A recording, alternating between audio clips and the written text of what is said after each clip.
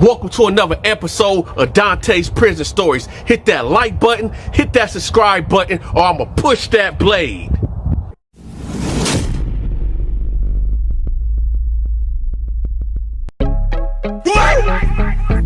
Ah, shit. Here we go again.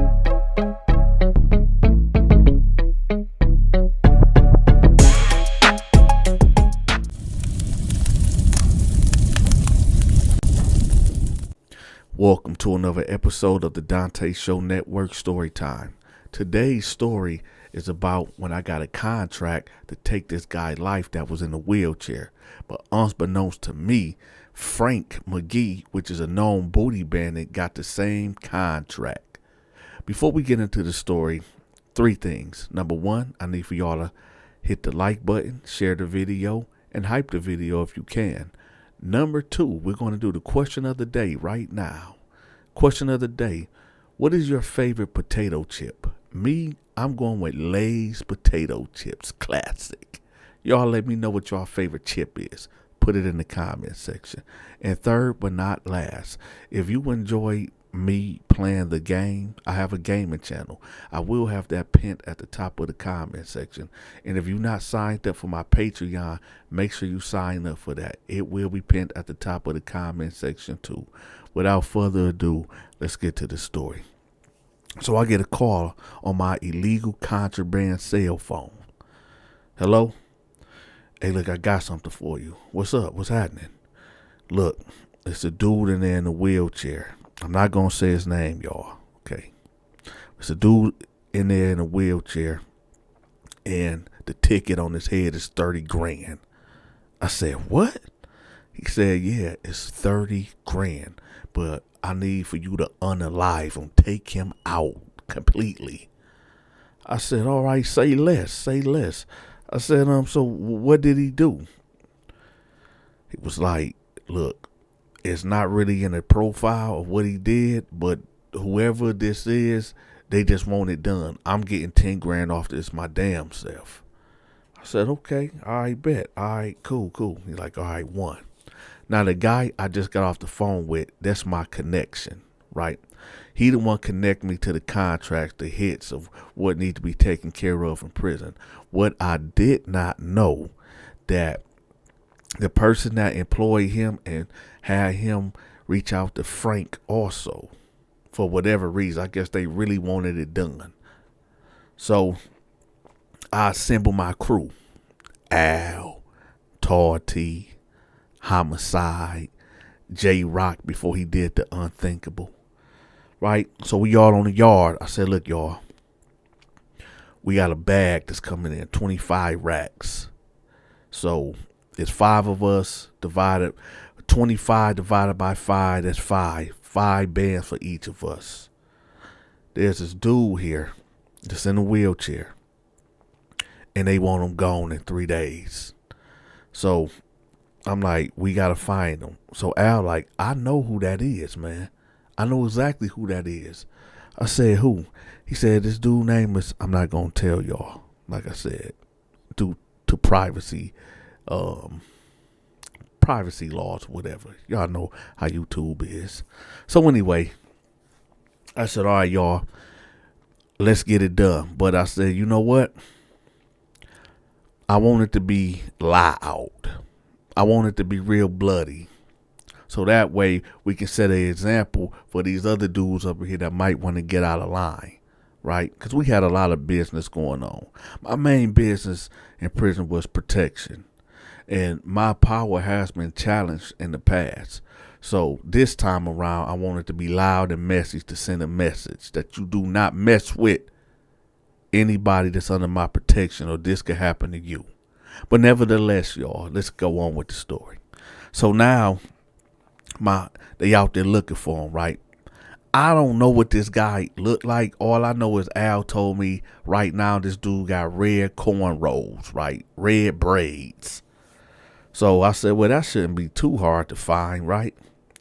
So a birdie comes to me and be like, hey, now I tell you, you know that guy you was looking for in the wheelchair with the red hair? I said, yeah. He was like, he's going to be in a law library tonight at 6 o'clock. That's where you can get him at. I said, all right, bet. Right? So I let the homies know, like, hey, look, y'all fall back. I'ma still pay y'all the money, but I'ma take care of this on my own. It was like, all right, bet. Right? So I'm waiting patiently. So nevertheless, it's time. So I get my bone crusher. Right? I attach it to my thigh, wrapped with a rope. So I go in there, and Lord behold, I see him. He's right there. He's grabbing a book, y'all. So when he grab it, I walk in, right?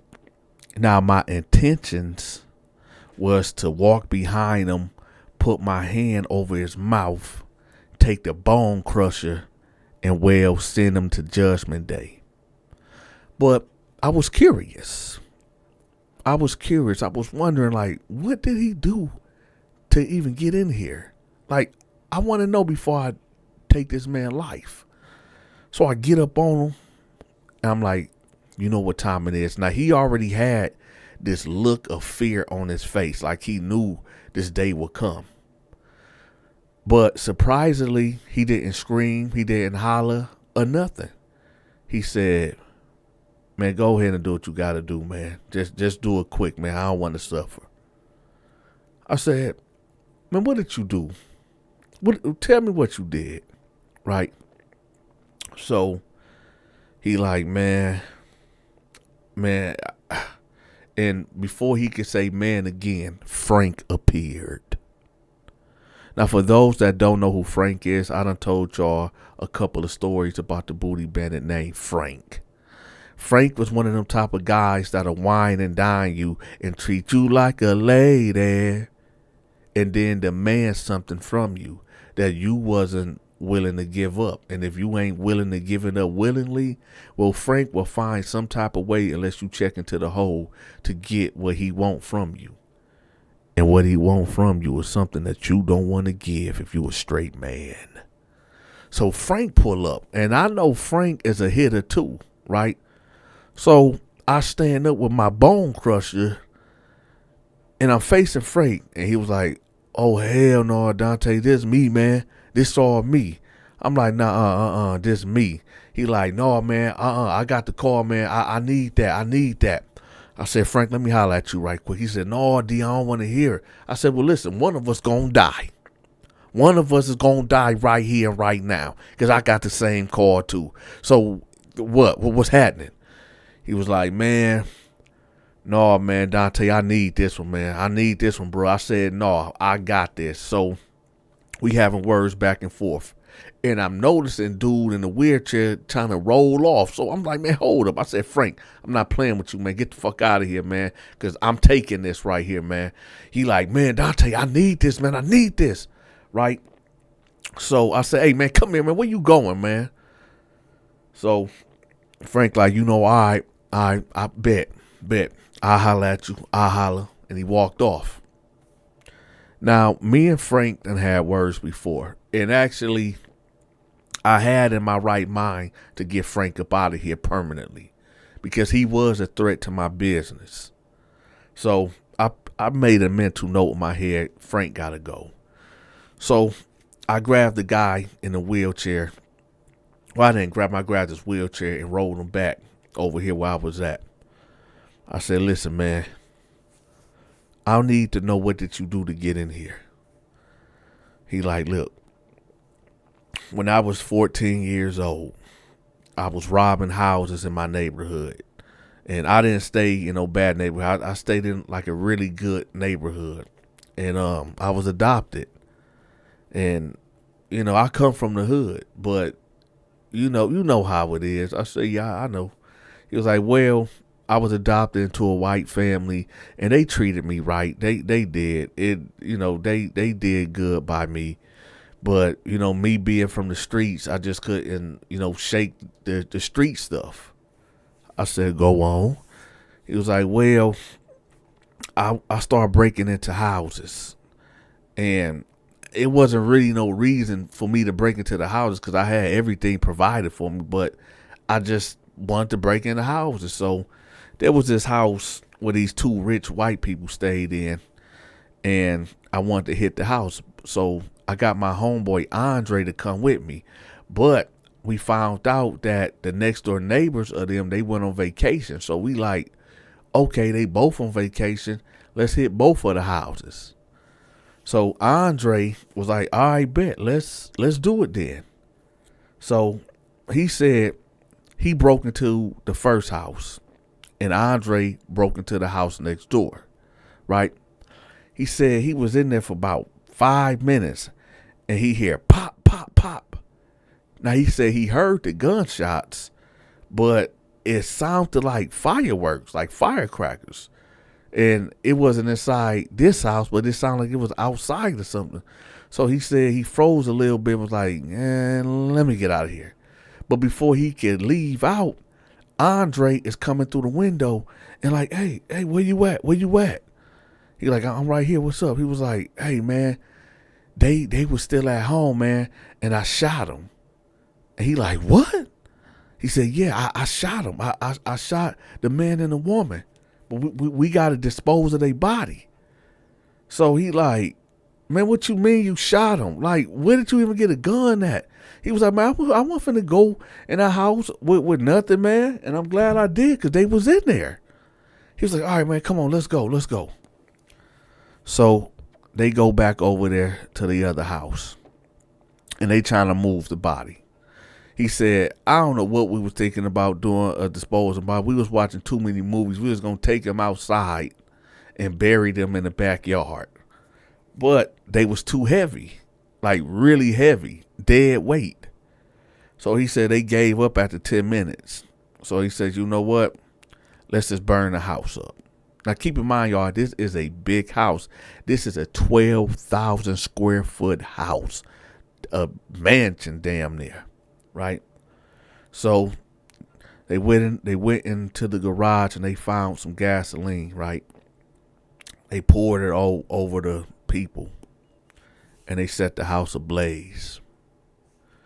Soon after, maybe 2 days later, the police come knocking on dude's door. Knock, knock, knock, knock, knock, knock. His white family answered the door. Hey, what's going on? Hey, we looking for so and so. We're talking about the subject, y'all, that's in a wheelchair right now. They like, oh, what is it about? Well, he's a suspect in what happened the other day with y'all neighbors. Oh, no, it couldn't have been him. Why would y'all? Well, we just need to question him. So they call him. He come to the door. They all go downtown, right? They questioning him. He like, look, man, I don't know what y'all talking about. I don't know what y'all talking about at all. So they give him a lie detector test. He passes it. But these cops like, nah, man, ain't no way. Ain't no way this dude passed this test, man. We know he got something to do with it because he's the only black kid in the neighborhood. And he's a problem child. So we know he got something to do with this. So since the lie detector the test came back that he passed, they let him go. 3 days later, they pick him right back up. Give him another lie detector test. He passes it. They like, man, he did this shit, man. We just can't prove it. They pick him up for the third time. They give him a lie detector test again. And somehow, some way, he fails horribly. So that right there is enough for them to investigate even further. Now, he said he don't really remember what they was saying to him, but he felt like, okay, they got me. So he brought up his homeboy, Andre. Listen, y'all, I did break into the house, but I didn't shoot the people, man. I didn't set the house on fire. It was Andre. He did it. Andre did this. Now, Andre is a white kid, y'all. So they go pick up Andre. His parents come down there, and they're interrogating him. And he say, no, it wasn't me. He did it. He did it all. He broke into this house, that house. I told him not to shoot them. And they like, well, where he get the gun at? He like, I don't know. Where's the gun at? Well, I got it at my house. Why do you got it at your house? Because Andre said that he was going to unalive me. Dude said he was going to unalive me if I didn't take the gun to my house. So with an all white jury, a white judge, and a white town, y'all know what time it is. Now, I'm not saying that not to say that this dude is guilty. He could be guilty, y'all. But I wasn't there. Who knows? Only Andre and the dude in the wheelchair knows what happened. Right? So, nevertheless, he get convicted, life without the possibility of parole. But as a juvenile, they said that was unconstitutional when he turned 18. And they just gave him 99 years in prison. Now, you would think that that'd be the end of it. But oh no. The parents that got burnt up and unalived, well, they had a son. And the son, he just wasn't letting it go. Through all these years, he was going through it. Yeah, he inherited the money, the wealth, and everything, but he loved his parents a lot. He loved them so much, y'all. And he just couldn't live with the fact that, hey, man, this black boy done unalive my parents and they not here, but he get to be in prison living life. No, man, F that. So some years back, he took out a hit out on him. And this is how he ended up in the wheelchair, because it was a botched hit. Apparently, he was in the prison shower, and these white Aryan dudes came in there, and they supposed to took his life.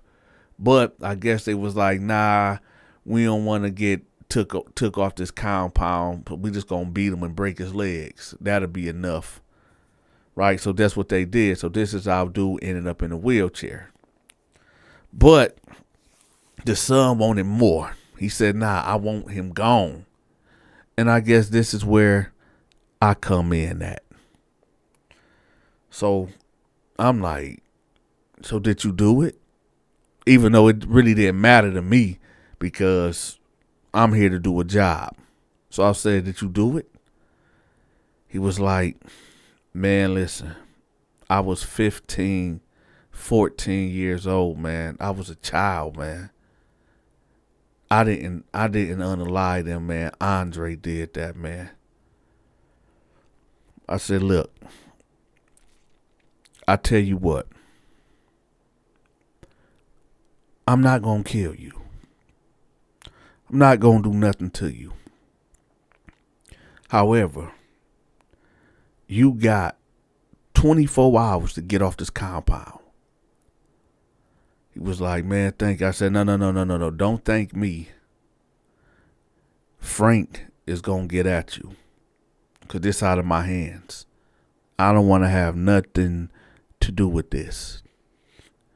So you got 24 hours to get off this compound. Check in the hole, whatever you got to do. But Frank is going to get at you. He was like, all right, man, I appreciate you. So he stuck his hand out for me to shake. And I said, nah. I just walked off. So when I leave, I go to my homies like, hey, y'all, the hit is off. Like, what you mean the hit is off? I said, no, we going to leave this alone, man. And honestly, I'm thinking about getting out of this type of business. They're like, what? I said, yeah, man. They're like, man, Donta, you the biggest hitter up in this month. What you mean you thinking about getting out? I said, no, I'm tired of this, man. I'm really getting tired of doing this. They like, well, all right, man, whatever you want to do, we riding with you. I said, all right, y'all. All right. Now, unbeknownst to me, when I left out, Frank was still lurking. Frank was still lurking around the library. So when he seen me come out, I guess he looked at my body language, and I guess him being the killer himself, he like, Donta must have let him go. No, I'm about to go ahead and get this. So I guess when I was clear from the way, he rolled up in there. And dude like, hey, we good. Dante said we good. And Frank was like, I don't work for no motherfucking Dante. I don't give a what that could do. Me and him ain't the same. Come here. Everything that I'm about to tell y'all next is allegedly. So Frank roll up on him. And he like, come on, man. Come on, don't do this to me, bruh. Bruh, don't do this to me, man. Don't do this to me. Don't do this to me. The social media channels promoted. Make sure you shoot me a text at this number. My channel get over 5 million views per month. So that's a lot of eyes on your promotion. If you forgot to hit that like button, make sure you smash the like button. And if you haven't subscribed yet, make sure you subscribe to the channel. Be sure to get your Military Mind Games merch. The link will be pinned in the comment section. And last but not least, make sure y'all help me fight this war on poverty.